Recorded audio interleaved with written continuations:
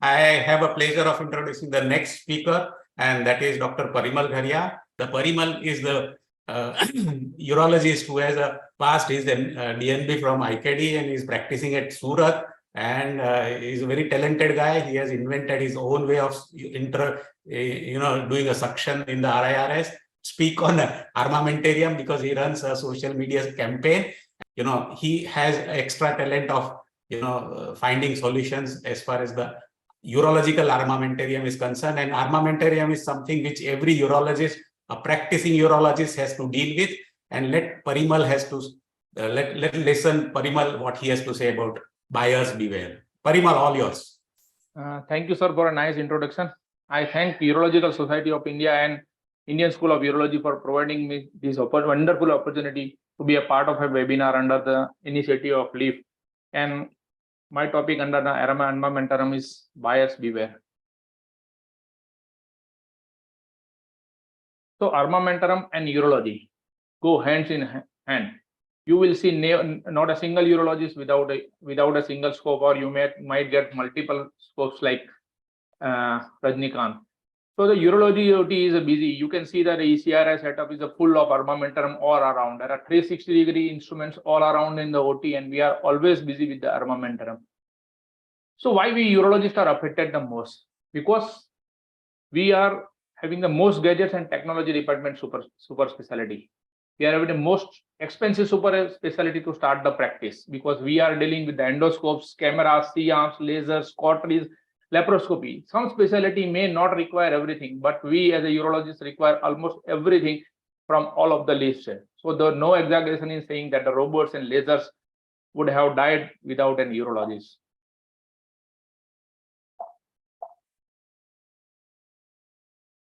And second most important thing is urologists are directly involved in a purchase and maintenance of the urological armamentariums. And we have a very wide variation and requirement of the urologist, because we are at one extreme roaming urologist to owning a nursing home, to a single specialty, to corporate or government home. So everyone has a different requirement of armamentarium, and different sets of instruments are required for running this set. So what is actually the buyer beware is? The buyer beware concept came from a Latin word called caveat emptor. It says let the buyers beware. In a pure and an absolute term, buyers beware is buyer himself is responsible for all the research and gathering all the information before making the purchasing decisions. Seller does not bear any responsibility whatsoever after the things have been sold. So the concept of buyer beware is this.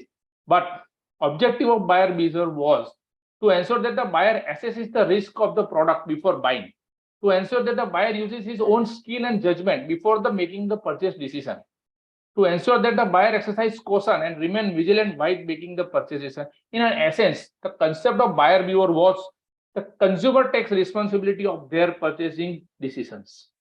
So what are the principles of buyer beware? The buyer should check safety, suitability, specifications, quality, compatibility, durability, and ease of doing. The buyer has to be aware of everything. So is seller is totally immune to all responsibilities? No.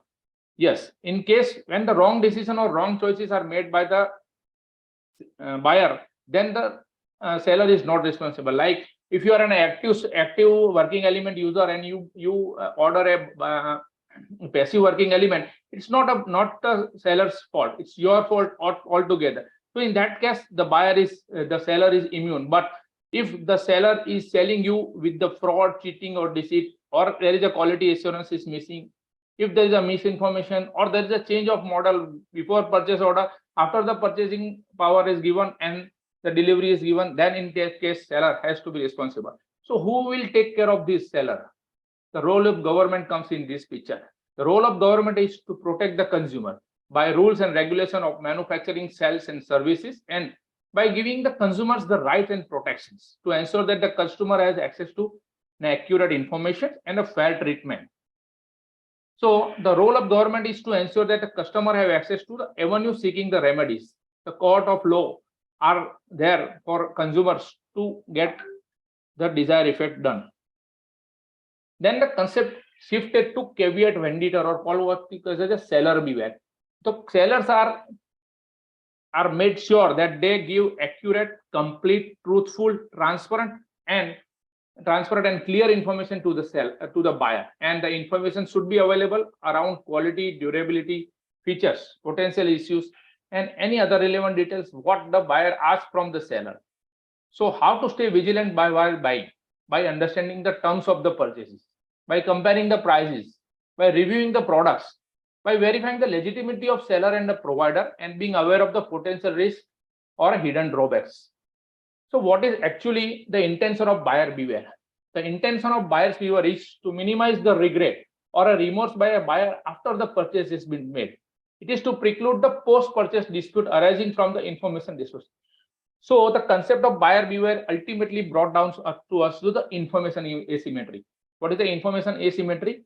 The seller has all the information where buyer has a minimal information. So the gap of this information is creating the dispute, is creating the problems. So we have to shift our focus from buyer beware to a buyer aware.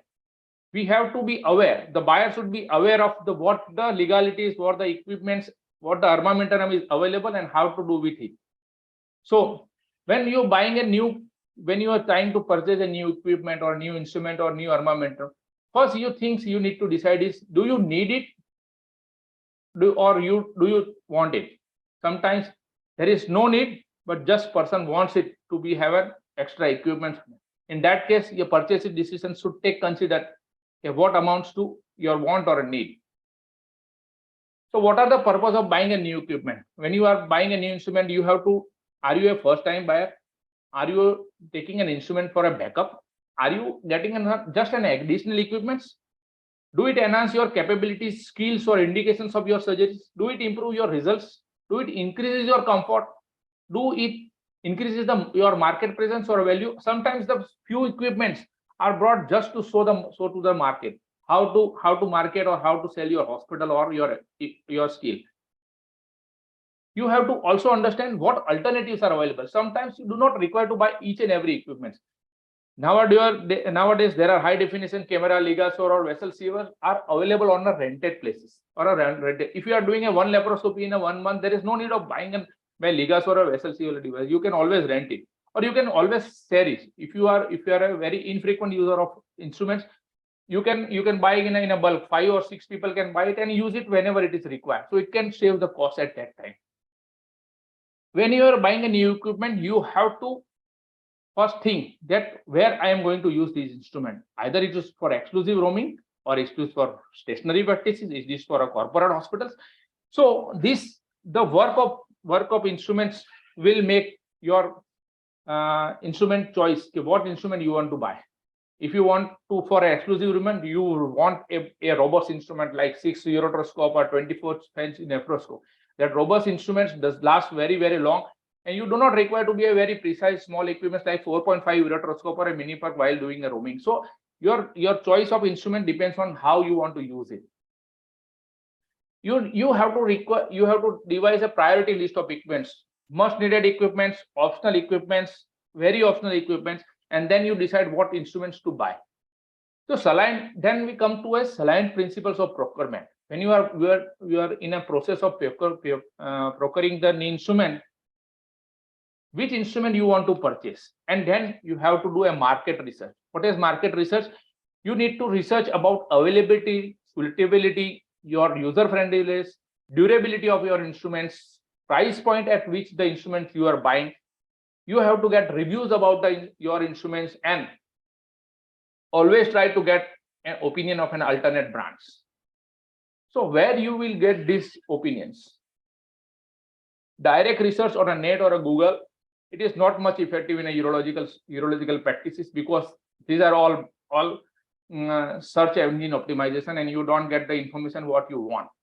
So how you will get the more information? Try to get the different vendors and try to fight in between them. Try to get the information, the policies of another or a competitive brand.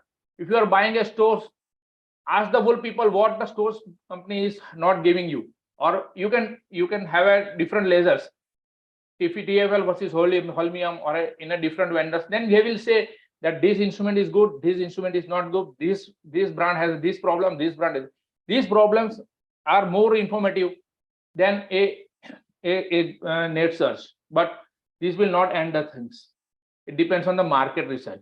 So what we look at to a influencers, or we look at to a what we call is a key opinion leaders. These are the people who have a very mass reach. There are thousands of followers of them, and we look at to them that what they are using, how they are using it, how they are marketing. But beware of these KOLs. They have a wide reach but less influence, but there are conflict of interests, and there are some personal biases also there. So that comes to a key opinion consumers. These are the people who, by their own interest, buy the things, review the things, and then give the opinions. These are called key opinion consumers. This is a new concept coming into the in opinions, that key, though it is a marketing concept, we can also consider that key opinion consumers. We can take the opinion of a consumers who has already used that equipment, and that give you a sure and precise information. But there are some personal biases there also. So there is a difference between KOL and there.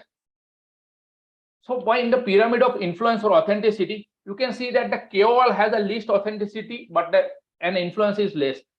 KOC has a more, but the most important thing is the most influential, most authentic information you will get is from the ordinary customers. Who are these ordinary customers? We are peer-to-peer review. These will give you 100% honest opinions about what instruments to buy, how to buy it, where to buy it. So where to get these peer-to-peer reviews?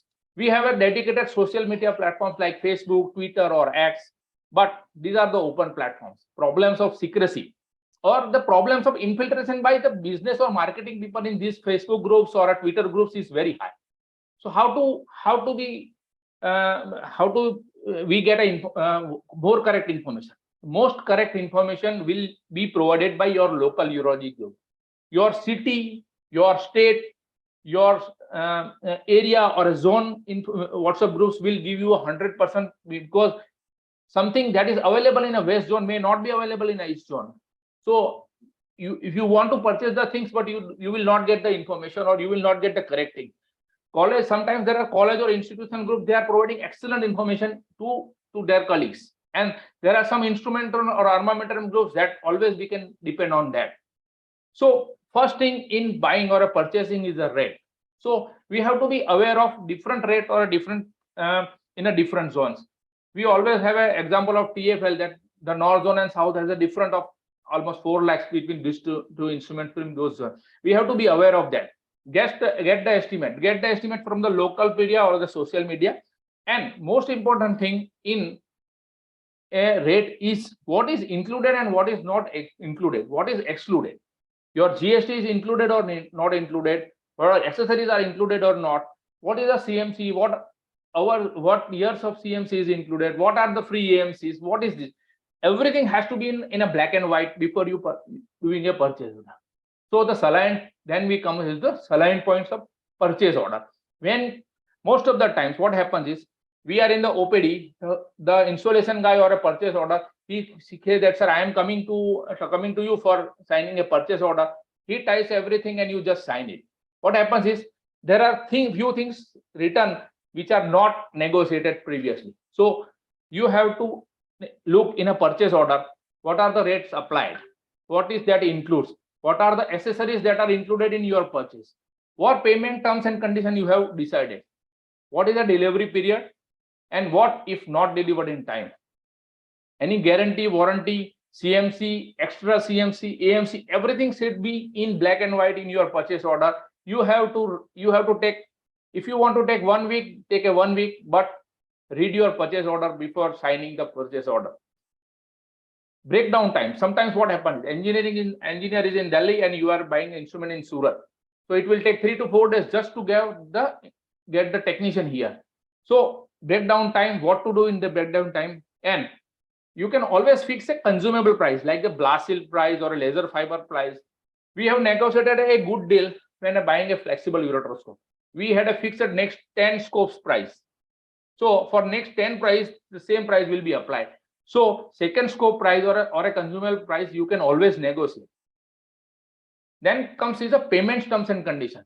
What is the advancement? You will give 10% advance, 15%, 5%, 50%, but that has to be in a purchase order. Delivery period should be in a time frame. What are the cancellation policies.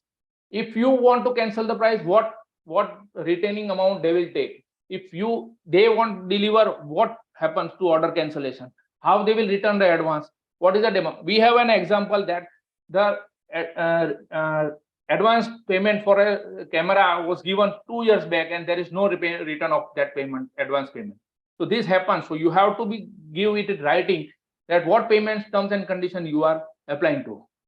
And then comes is to decide the dealers. For deciding the dealers, you have to talk to your colleagues in your city, in your group, in your state, in your zone, and check for the dealer's reputation.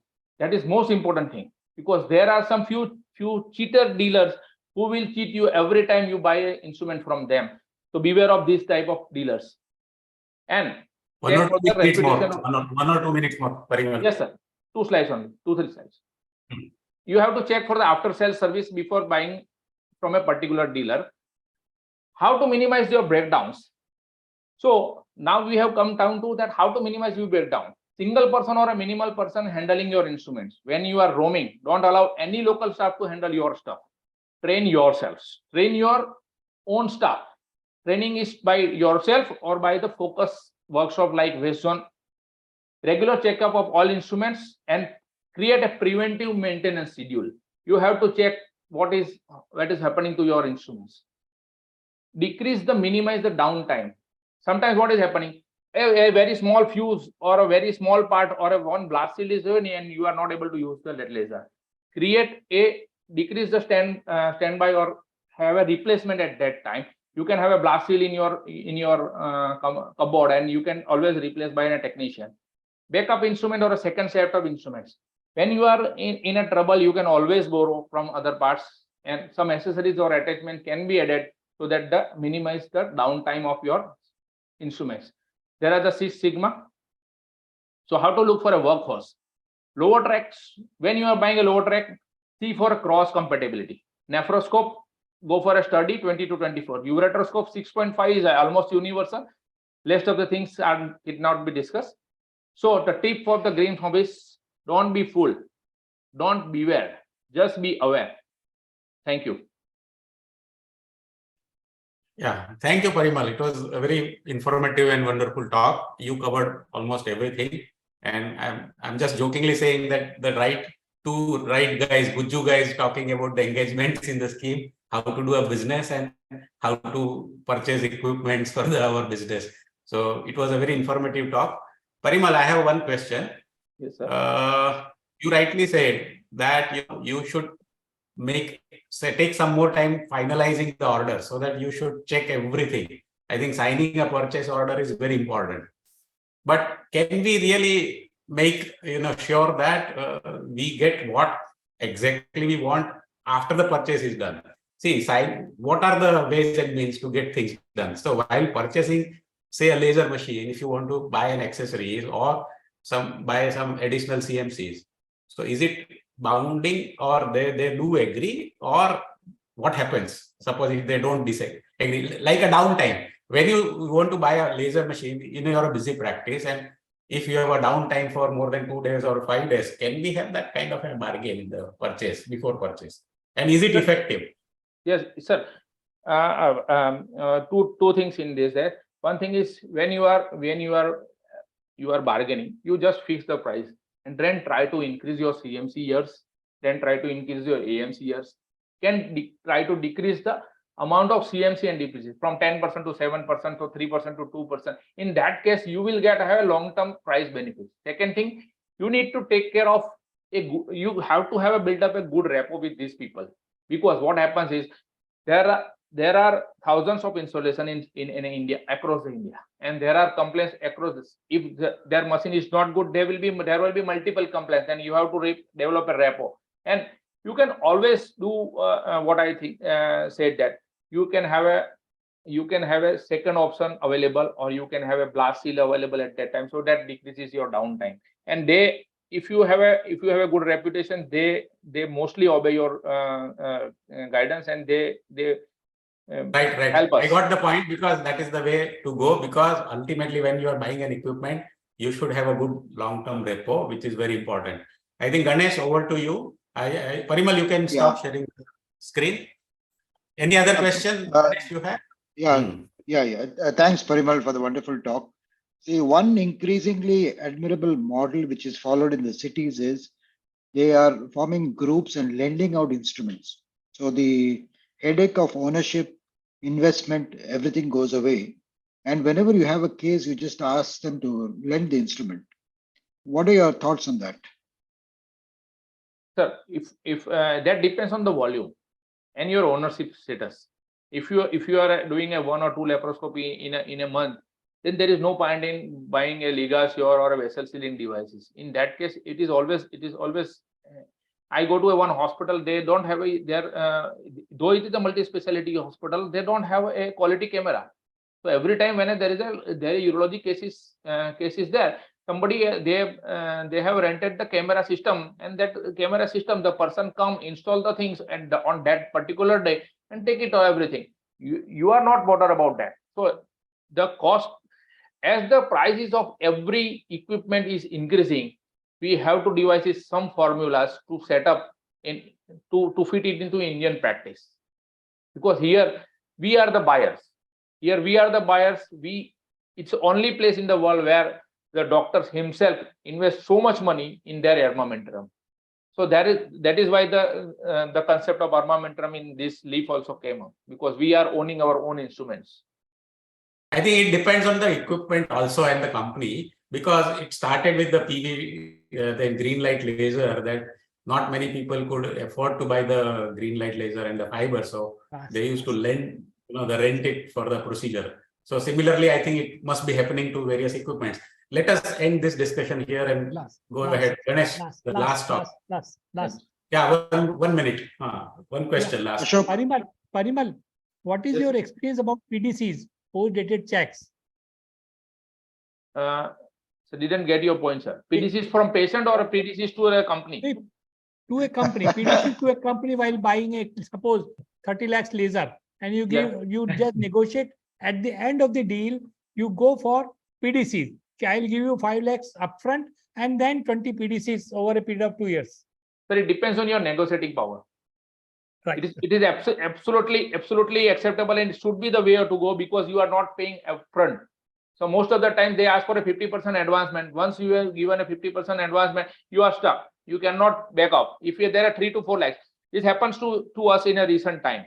We had a camera system of 1%, and we have paid only 1 lakh rupees. I said that if you do not deliver in next 30 days, I will cancel the order. I will not give you further. Whatever if you put an instrument in my hospital, I will not use it. So in 28 days, the equipment was delivered to my hospital. So it happens. It is always better to delay the payment. Variable from person to person and company to company, and the situation, how desperate that fellow is to sell that equipment. And there is always a hidden price which is attached to a post-dated check. So it is like a bank interest. It is included.